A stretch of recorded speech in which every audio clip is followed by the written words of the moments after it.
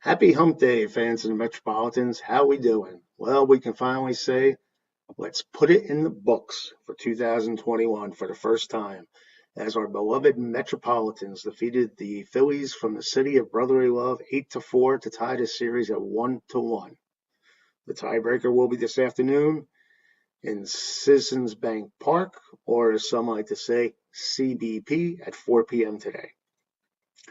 Well, Uncle Steve, he got himself his first victory as the New York Mets owner. So those billions he spent have been rewarded with a victory in the W column for the Mets and Uncle Steve. It was pretty easy. No victory for the Mets is an easy ride. Bullpen was a little bit shaky. But the most encouraging news of the day was Marcus Stroman. The Stro is back. Yes, he is. He pitched beautifully yesterday. And he was of some concern because it's been a while since he took the mound. He hasn't pitched since 2019. If you remember last year, he sat out due to COVID-19 reasons. And it's always been a little controversy with Marcus. A lot of fans love him. A lot of fans don't. He's an outspoken character. I personally like Marcus because I think he's a gamer. Sometimes he does talk a little too much, but he does everything he can he will do anything he can to back up what he says. And yesterday was no exception. Now, the good news for us Metropolitan fans is Marcus is playing for a contract. Let's make no bones about it. He is playing because he is looking to cash in on this season. Whether it's with the Mets or not, we will find out. That remains to be seen. But I think he will be the number two guy. And I think this year, with the question mark around Syndergaard, when he returns, even if Syndergaard does come back, I think Stroman is still your number two man. And quite frankly, he's the perfect man to complement Jacob deGrom because Jacob's the type that comes out hard. I mean, when you're up there, you got to be on your toes when you're batting against Jacob deGrom. But Marcus Stroman throws the hard, but he's a placer. He puts the ball in play, and that's a good thing. And I feel more confident about Marcus this year because the Mets finally have what seems to be a settled lineup defensively. Even up the middle with McNeil and Lindor, I think McNeil's found his home at second base. And a good thing, Lindor at short. And basically everyone is going to play their position. Now, Tom Smith is not a left fielder, but he'll be playing left field this year. And I think he'll be okay in left field. I probably would rather see him at first base without a doubt, but we shall see how that develops. Next year when the DH I think comes to the National League, but for now, for better or for worse, Dominic is our left fielder, and I have no complaints about that. Like I said, for the first time in a long time, the Mets stay lineup out there, and I love the games. It feels good to actually have a top-notch catcher behind the plate. I know he's not JT Realmuto, but my philosophy is as long as you have an above-average fielder, in this case a catcher out there, or a fielder at every position, you'll do okay. And the Mets are pretty solid at every position, which makes me more and more confident about what's going to transpire for this year. Now, like I said, Stroman puts the ball in play, and it's a little bit different. Actually, I think it's good in a way because the Met defense has to be on its toes at all time, ready for play. And that makes for exciting baseball, too. We all want to see Jacob deGrom dominate and strike everybody out. But with Marcus, the defense comes in play. And that's a good thing. And with him in charge yesterday, we did get the 8-4 victory. And that came at the most perfect opportune time because after losing Monday and saying, oh, here we go again, oy vey, with Jacob deGrom pitching the heart and soul out of his game and not getting a win. Are we ready to say it's the same old Mets? I'm not, and I hope you're not, because one game doesn't make or break a full season. And even Jacob deGrom says 6 innings wasn't enough for him, and we did lose the game in the 8th inning, so even if he pitched the 7th, he would have been out in the 8th inning anyway, and the same pitchers would have came in. But that's water under the bridge. The main thing is, from last night, we got Stroman back, and we won the game. And even Marcus said he put a ton of work in this offseason And quite frankly, he's just excited to be back out there. In over the 6 innings, he allowed 1 earned run on 3 hits with 3 strikeouts and 2 walks, and he was removed for a pinch hitter in the 7th after throwing 85 pitches. So he really didn't overextend himself, which is a good thing. And he'll be ready to go on his next start. And 85 pitches in 6 innings is just the perfect amount as far as the Mets are concerned. Probably could have went out for the 7th, stretch it to 100, but why bother? They had the lead, and sometimes you just have to trust your bullpen. And the bullpen last night was Miguel Castro, Trevor May, and Jerry's Familia, La Familia. And they worked the final 3 innings to close the game. Castro allowed a run in the 7th inning for May escape trouble in the 8th. Again, May hoping to remember Don Stanhouse, the Orioles full pack. He makes relievers smoke a pack of cigarettes every time he was out on the mound. The first 2 games of the year, I think Trevor May could be our full pack, but I don't want to keep smoking cigarettes, so no more full pack for me, please. And Familia allowed 2 soft contact hits in the 9th. That turned into runs, and it was an oi boy. But we got out of that jam. Now, we know Jurice is never going to be the same pitcher he was in 2015. He was the horse back then, but as long as he could just be a reliable man, a setup man for the Mets, I'll be happy. Now, like I said, Marcus Stroman, when he's on the mound, doesn't necessarily blow people away. And he's even said that he's never been someone who necessarily prides himself on strikeouts. Stroman says, I feel like if I can get the guy to put the ball in play weekly, my hard hit percentage is usually pretty low. And as I usually go, yes, if they don't hit you hard and the ball's put in play, there's a good chance it's going to be an out. So that's refreshing to see, and the games are a little bit quicker. I know a lot of folks out there complain about the speed of the game, but Marcus may be your man as far as like speeding up the game, and that's a good thing.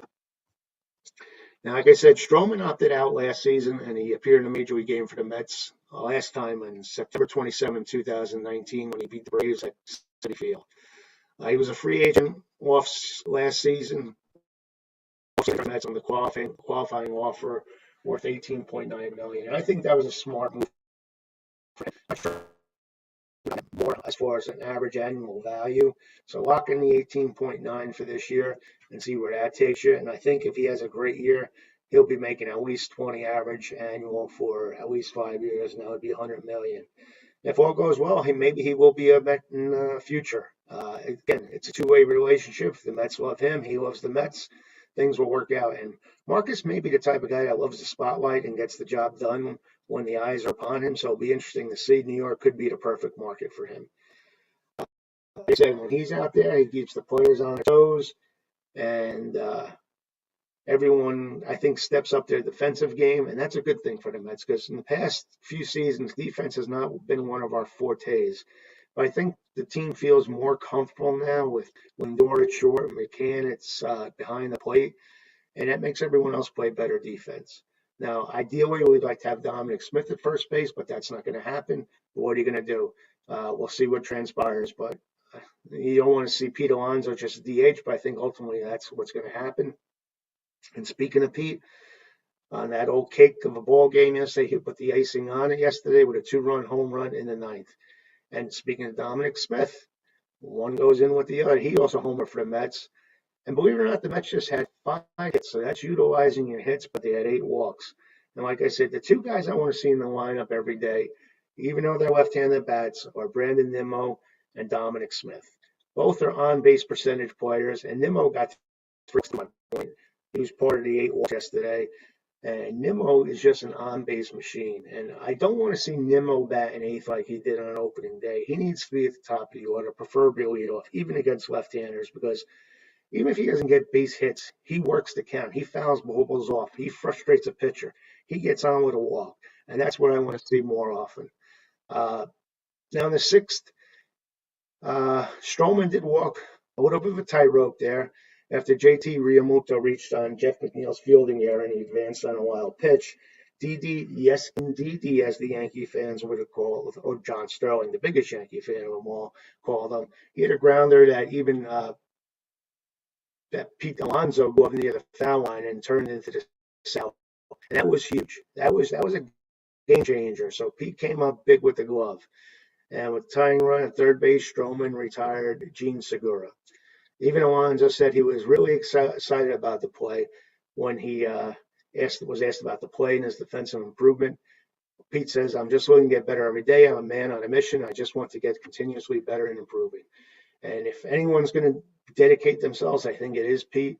He's a pure team player all the way. He wants the Mets to win just as much as anybody on that team. He works hard and he has pride in the Mets. And that's so refreshing on this organization. You have so many guys who want to do it for the team. Dominic Smith, J.D. Davis.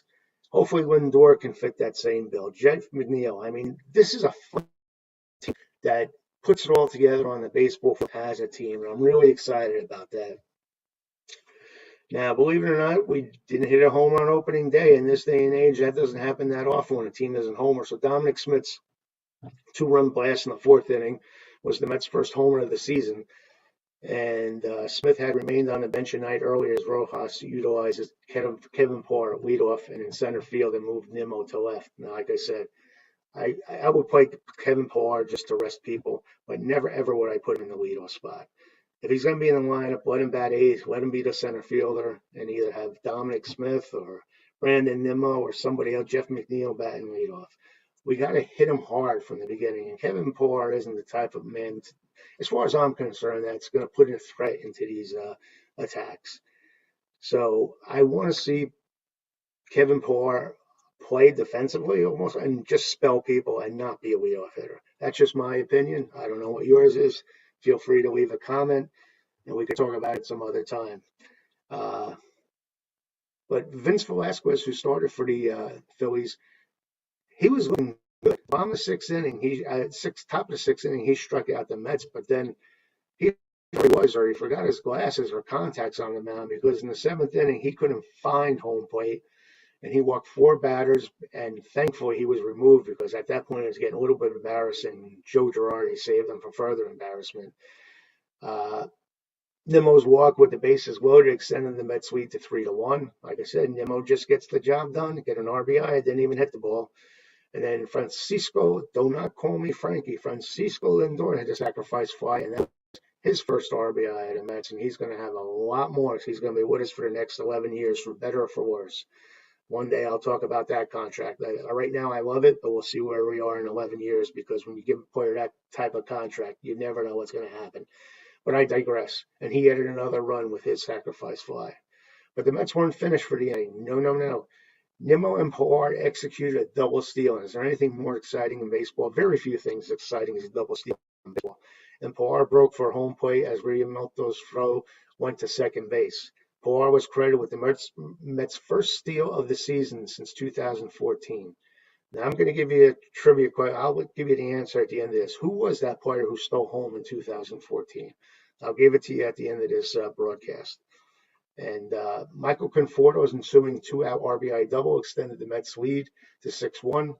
And as bad and shaky as our bullpen could be, that's pretty good cushion at that point, being up 6-1. There's one when DD smashed an 0-1 sinker from Stroman behind the center field fence for a solo home run, the fourth, to cut it 2-1. And that was the first home run given up by the Mets pitching this year. And that's a good sign. You keep the ball in the ballpark this year, you'll do all right. And I hope the Mets staff does keep the ball in the ballpark. Like I said, it was just so refreshing to see the bullpen not blow the lead. It would have been tough to blow the lead at that point. But it is what it is. We did it. We won the game. And now the tiebreaker of the series is after this afternoon. So in case you thought it was a night game, I'm warning you now. It's at 4 o'clock. So have an early dinner or watch the game while you're having dinner. It's at 4 o'clock. And we're going to have Dave Peterson on the mound. He's earned the number 3 spot, deservedly so at this point. We'll see what he can do. And he's pitching against one of the best pitchers, Aaron Nola. So it's going to be a fun one.